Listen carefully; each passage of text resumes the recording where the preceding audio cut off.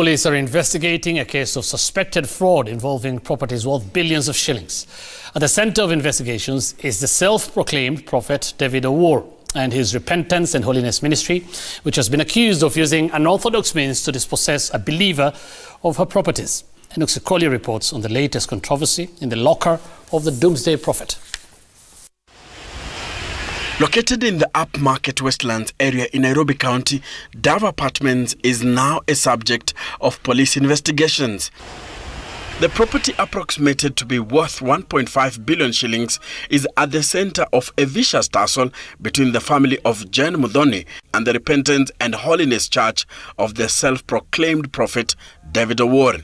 Detectives from Kabete Police Station, led by DCIO Francis Wanjau, have taken over the matter and have seized property documents from Dove Apartment and another property located in Riverside, Nairobi. Muthoni's family has accused the controversial clergyman and his church of forcefully taking control of the multi-story apartments in Westlands and Riverside Drive.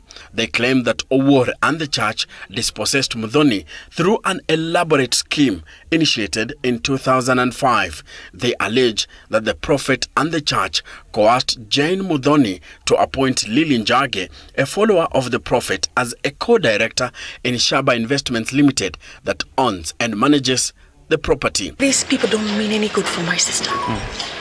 Because if they take the directorship, what else? What else? What else? They will control the finances. Do they need her? They'll control the buildings. Do they need her? According to the family, Owuor has allegedly been pocketing millions of shillings in monthly rent from the upscale apartments. And now the police want to trail the proceeds of the property in question.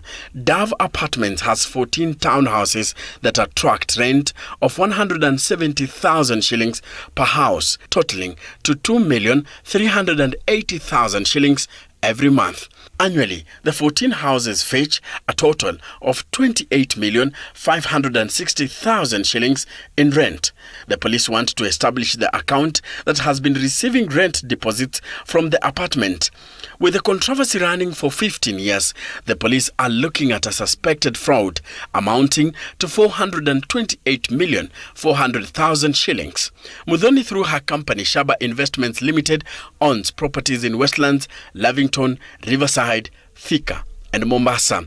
And also of interest to detectives is the sale of 108 acres of land in Thika that was sold in 2011 at a cost of 850,770,000 shillings. Bishops of the Repentance and Holiness Ministry have come out to defend their prophet as journalists post a myriad of questions.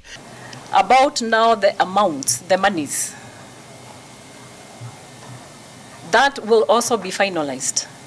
The thing that I would like to say here is that whatever monies, any proceeds from the sale of the property in Thika have been given to her company. And she has those records. The bishops evaded questions about why they failed to involve the family of Jane Muthoni before Lily Masharia was enlisted as a signatory of Muthoni's company. She had somebody who had been managing that account and squatted millions. Now, was that person a relative, for example? Why don't you find out? Why she ran to somebody else? Who is more faithful? Who is more faithful? Who is more faithful? Who is more faithful? Enock Sikolia, Citizen TV, Nairobi.